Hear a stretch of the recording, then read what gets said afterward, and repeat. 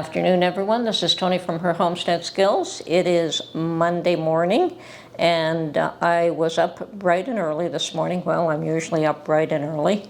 Actually, I've been sleeping a little bit better these last few days, and that could be the result of working in the garden and exhausting myself. So feeling a little stronger, feeling a little bit better. I think the exercise is always good. I decided first thing this morning to get some of my laundry done, and normally I try to get that done over the weekend, but I couldn't be bothered this weekend. So I got it done today, and then I decided that I'd get off to the garden again. And we did have some rain yesterday, so I wasn't sure whether or not I'd be able to do much of anything, but I did. I did work there for well over an hour, still clearing weeds. Now, it's going to take me a lot longer than just, an hour, but if I put in an hour a day, I should get it done, hopefully, within the time I need to plant. And yeah, it's a beautiful day out there, and today, yesterday it did rain, so the ground was a bit wet, but today it's absolutely gorgeous. I think it's going to go to a high of 20 today, which is about, I think it's 68 degrees Fahrenheit. So a gorgeous day, perfect day for doing physical work outdoors, that's for sure. But I did as much as I decided I wanted to do. Once again, I'm trying to pace myself, and I'm feeling better today. I don't feel as exhausted as I have been the last few days that I was out there. And then I decided that I would go to one of our grocery stores and do a price check. Now, there has been some talk about boycotting this particular chain of stores, and that is Loblaws, in case anyone is unfamiliar with, or whether even if you are familiar with it, if you're from Canada. But it is a fairly healthy, large chain of grocery stores in Canada, and someone decided that they should boycott them because of constant price increases. Well, from my perspective, I don't see how boycotting one chain is any different than, say, boycotting every grocery store. But I guess you can't do that. And personally, I think that they're just the scapegoat for what is actually the real cause of food inflation, and it certainly isn't the grocery stores. Yes, I understand that the profits are up, but if you're selling items at a higher cost, obviously your profits are going to go up.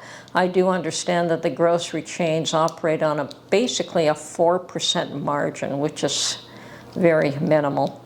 So I don't fault the grocery stores for the price increases. I think the overspending and by the government and regulations that they put in, and increasing the price of gasoline. Certainly there are so many different factors, and it's definitely not the result of one chain store that is causing food inflation throughout Canada. Yeah, costs are up all over the board, and it isn't just food, but of course food and gas affects everyone's pocketbook. So I don't know how successful this boycott is. Okay, well, I don't often shop at stores like Loblaws or Metro, and it's not that they're the high-end. They aren't the discount stores, that's for sure. But there are more high-end stores than those ones. And anyway, I decided to go for a price check to Loblaws to see what their prices were like, because it is a store that I don't shop at, and because of the fact that there is this apparent boycott against that particular store, chain of stores. And we do have one, there is one close by me. But I tend to shop at the more discount type stores like the Asian market for vegetables and fruit. And of course I can get my chicken carcasses there. These days I buy most of my chicken from Costco, and they seem to have the best price. maybe I'm delusional, but it just appears that way, at least for chicken breasts. Now, the Asian market still has a good price on chicken legs, and I'm not a fan of them, but Mark likes chicken legs. He likes the dark meat. I prefer the white meat, but it is what it is. And obviously things like beef, I think Costco is still the better quality beef. But between Costco and the Asian market, I get most of my meat there, rather than places like Metro or Loblaws. Now, they may have items that are that I would buy that you can't find elsewhere, but more often than not, I can get pretty much what I want in those places. Now, we also have a Walmart that's not too far away, but I don't shop for groceries at Walmart either. Unless I happen to walk in and find a real super deal on something.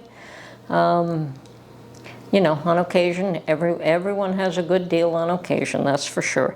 And when I did walk into Loblaw's, I was pleasantly surprised that they had, I think that they cater to a more affluent market for sure, because they seem to have a lot of ready prepared meals. So people that either singles or people that don't have time to cook or don't have the inclination to cook, but they seem to have quite a number of not just your rotisserie chicken that you find in some places, but they had pizzas, they had all kinds of, you know, vegetable platters all made up, all kinds of different foods that you can just take home and eat.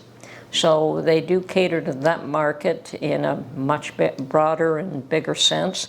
Once again, that is not something that I would buy. We tend to cook our own meals around here.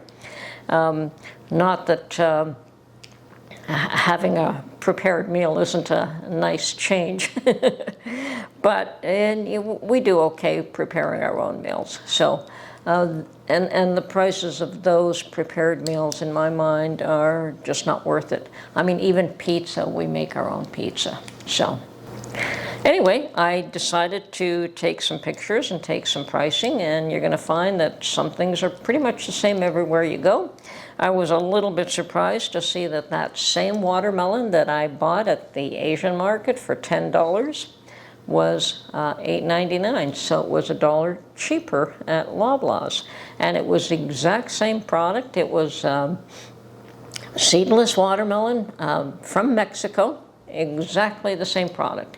And it was $1 cheaper. So you're going to have price variations no matter where you go. So unless you want to hop from store to store, and I do that to some degree, but not to that extent. So sometimes you're better off to pay the extra 50 cents rather than take the time and spend, you know, the gas to get from one place to another. Anyway, I've taken a whole bunch of pictures, and I hope you find them interesting. Some of the meat and fish prices were through the roof. As I said, I don't shop for meat in those places, but I'm sure people do. Otherwise, they wouldn't be marketing them. Anyway, hope you enjoy this, and we'll catch you on the next one. Bye for now.